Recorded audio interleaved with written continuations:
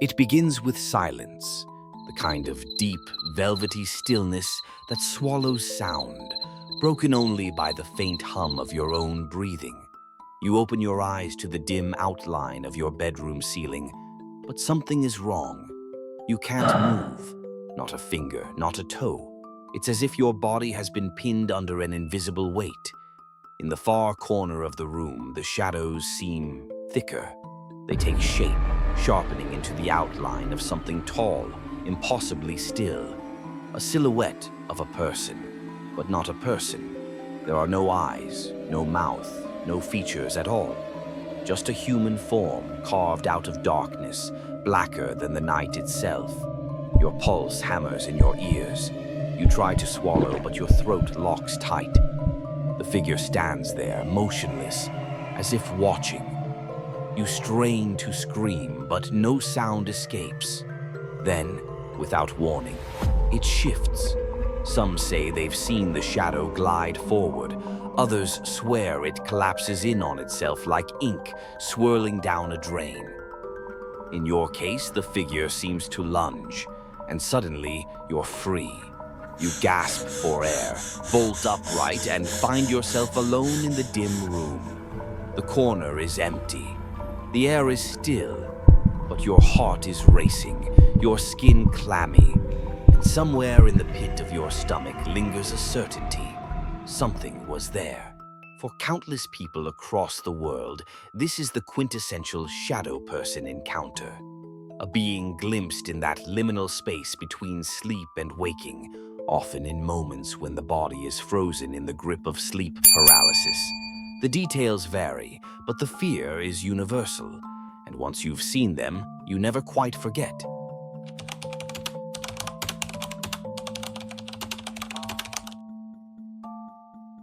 Strip away the fear for a moment, and what are we left with?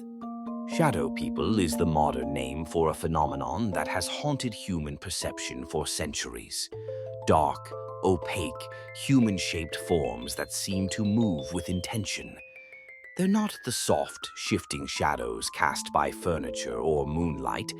Witnesses insist they are entities, self-contained patches of darkness that sometimes stand still and sometimes move. Most appear in the periphery of vision, a quick flicker at the edge of sight that vanishes when you turn your head. Others manifest full in view, tall silhouettes with shoulders, arms, and legs, but no face, no clothing detail, no reflection of light.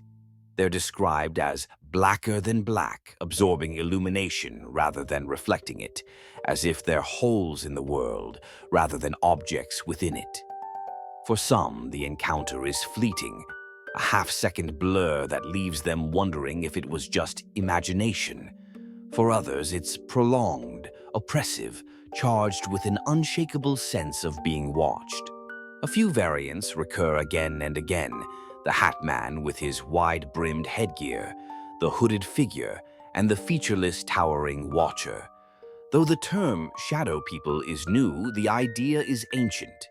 Arabian folklore warns of the jinn, sometimes described as dark shapes that lurk unseen until they choose to reveal themselves. In European superstition, the nightmare would visit sleepers, pressing down on their chests. Indigenous American stories tell of shadowy figures at the edges of campfires, watching but never stepping into the light. Whether whispered around ancient fires or posted today on online forums, the patterns are startlingly consistent: a human-like shadow where no human should be, accompanied by a primal surge of fear. And while science offers its own explanations, these accounts persist, suggesting that whatever shadow people are, they're a shared and deeply rooted part of human experience.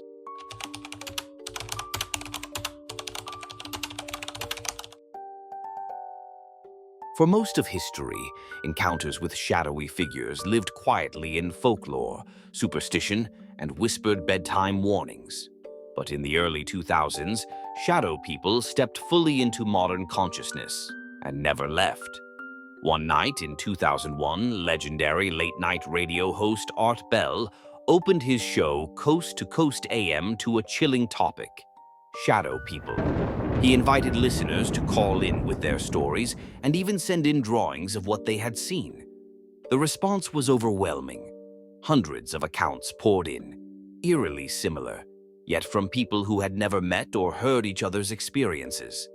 Listeners described figures in bedrooms, on roadsides, in dim hallways, some benignly watching, others actively moving toward the witness. Around the same time, author Heidi Hollis published The Secret War, in which she described shadow people as malevolent beings, sometimes climbing onto a person's chest to choke them during sleep. Hollis also helped cement one of the most enduring subtypes: the Hat Man, a tall silhouette crowned with a fedora or wide-brim hat, said to radiate a stronger sense of dread than other shadow forms. From there, the image of shadow people seeped into pop culture. Paranormal Reality shows staged night vision hunts in abandoned buildings, claiming to capture moving black shapes. Horror films and TV series began including dark figures as background horrors, barely glimpsed but deeply unsettling. Internet forums, memes, and YouTube channels became archives of eyewitness videos, retellings, and advice on how to protect yourself from these beings. In these digital spaces, theories multiplied. Some claimed shadow people were negative aliens, feeding on human fear. Others swore they were spirits of the dead, partially manifesting. A handful insisted they could be banished by prayer or invoking specific names, while skeptics rolled their eyes. But the more people dismissed the idea, the more others came forward with their own unnerving accounts. What had once been a scattered private fear was now a global conversation. And with every story shared, the legend of the shadow people grew darker, stranger, and harder to ignore.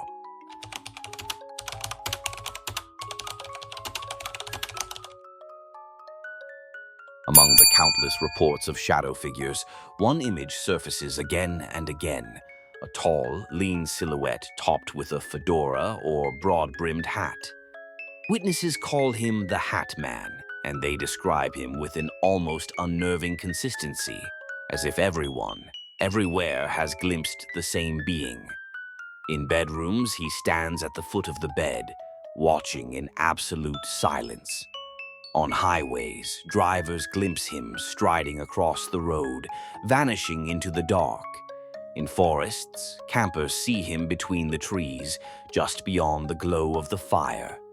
The details rarely change: the height, the hat, the pitch-black body darker than the surrounding night, and the overwhelming sensation of being targeted. Some say the Hat Man moves with fluid, deliberate steps. Others claim he doesn't walk at all, but slides or drifts toward them. A few tell of being pinned to the bed, unable to breathe while his outline looms closer. An encounter science calls classic sleep paralysis, but believers insist is something far more sinister. He is not alone.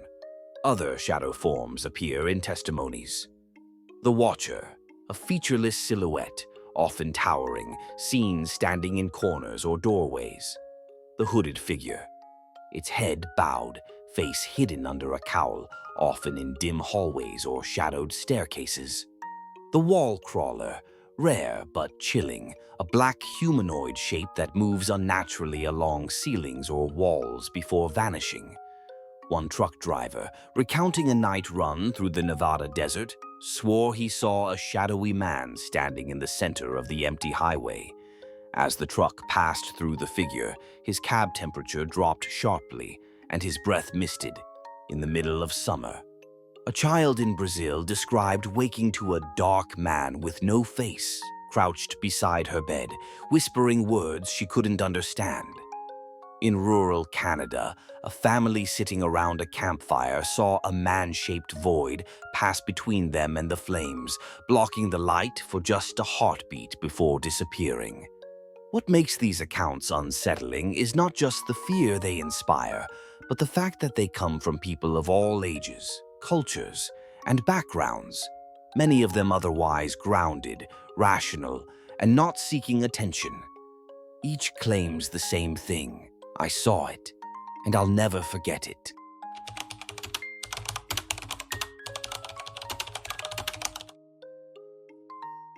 Step into the world of believers, and the picture of shadow people changes from a fleeting trick of the mind to a chilling reality. Entities with purpose, intent, and unknown origins. The most common explanation in paranormal circles is that they are ghosts, spirits of the dead who, for reasons unknown, appear not as detailed human forms, but as dense, human-shaped shadows. Perhaps they lack the energy to fully manifest. Perhaps the shadow is their natural state. This theory gains strength from reports of shadow figures in locations already considered haunted: old hospitals, abandoned prisons, private homes with a history of tragedy. Others take a more exotic view. Shadow people are interdimensional beings.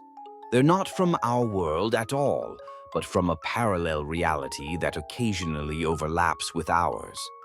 When the barriers thin, during moments of altered consciousness, emotional distress, or at specific locations, they flicker into visibility. The brief, flickering nature of most encounters fits neatly into this theory. Then there's the darker interpretation: demons or oppressive spirits. Many witnesses describe an overwhelming feeling of dread even before seeing the figure, as if the entity were feeding on their fear. In this view, shadow people are predators, not here to communicate, but to observe, drain, and control.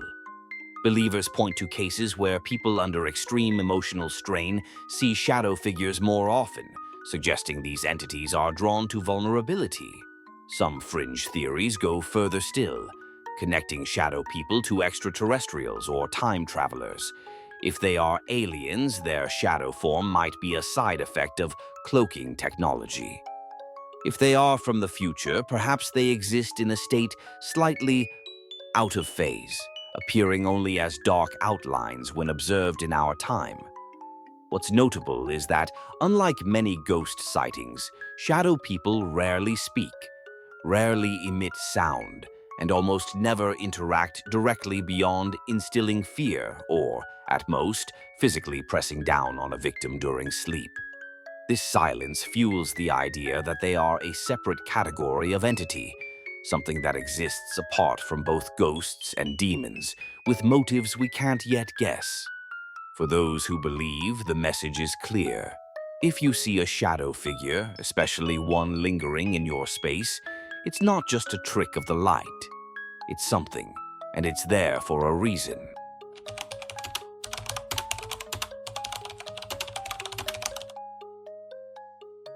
If paranormal believers see shadow people as external entities, science offers a far more earthbound, but no less fascinating, explanation for many encounters: sleep paralysis.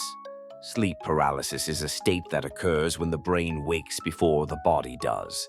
In REM sleep, our muscles are temporarily paralyzed to prevent us from physically acting out our dreams.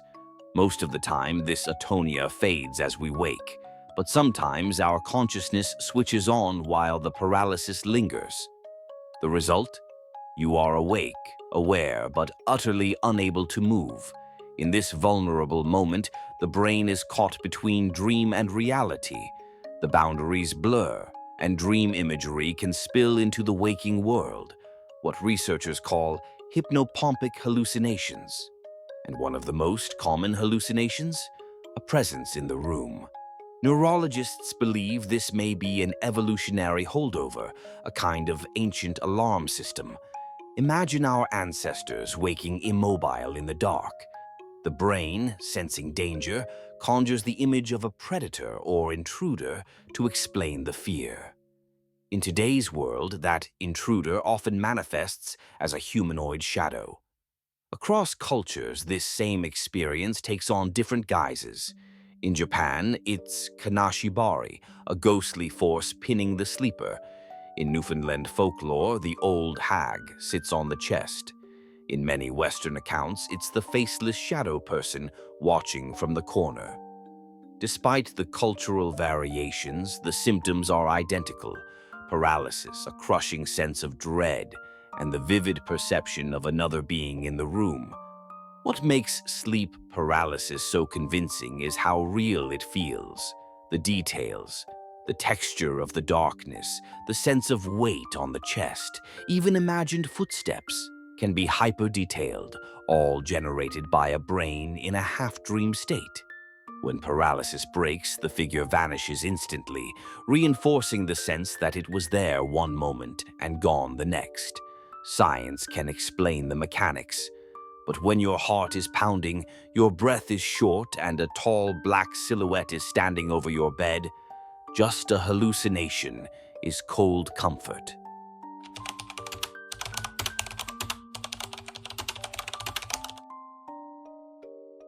When it comes to shadow people, the divide between skeptics and believers is as sharp as the contrast between light and dark.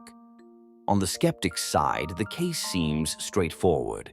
Every hallmark of the phenomenon, the sense of being watched, the humanoid outline, the paralysis, the sudden vanishing, maps neatly onto known natural causes: sleep paralysis, hypnopompic hallucinations, pareidolia, fatigue, and the brain's built-in tendency to detect threats in ambiguous stimuli.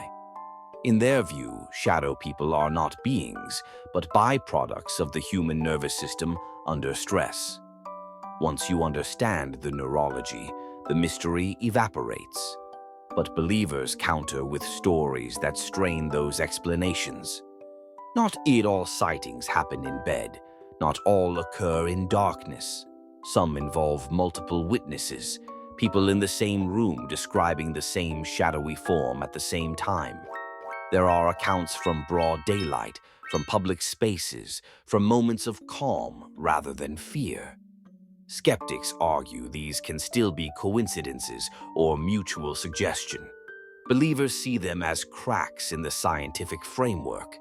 A hospice nurse tells of patients on the verge of death, pointing to the corner and whispering about a dark man waiting there, even when their eyes are otherwise clouded and their bodies frail. Paranormal investigators collect infrared footage of unexplained moving shadows in empty rooms, sometimes blocking out light sources in ways difficult to fake. Even within the scientific community, there is acknowledgement that not every claim can be neatly filed away. Human perception is fallible, but it's also capable of noticing patterns before we can explain them. And for believers, that's where the hope lies, that science simply hasn't yet caught up to whatever reality shadow people occupy. The truth may be a blend, some sightings born of misperception, others of something we haven't identified. Until then, each camp will keep its vigil, skeptics with their research papers, believers with their cameras and prayers.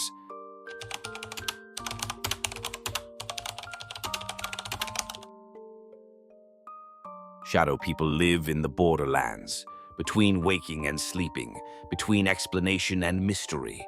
They are the shapes we glimpse in the half-light, the silhouettes that vanish when we dare to look straight at them. Science tells us they are tricks of the brain. Folklore whispers they are visitors from somewhere else. Perhaps both are true. Perhaps the human mind, in its restless searching, has always been tuned to notice the places where light fails, the edges where reality blurs. In those edges, we project our fears, our unanswered questions, and sometimes something looks back. What's certain is that shadow people are not going away. They appear in old legends and new internet threads, in sleep-deprived hallucinations and hushed campfire stories. They cross cultures, centuries, and belief systems, wearing the same faceless form. That persistence says something, if not about them, then about us. Maybe they're nothing more than the echo of an ancient survival instinct, a phantom born from the need to stay alert in the dark. Or maybe, just maybe, they're exactly what countless witnesses claim: silent watchers who drift at the edges of our world, stepping closer only when we're most vulnerable. So the next time you catch a flicker of movement in your peripheral vision, a darker patch in an already dark room, you'll remember this. And you'll have to decide in that breathless instant before you turn your head. Was it a shadow, or was it one of them?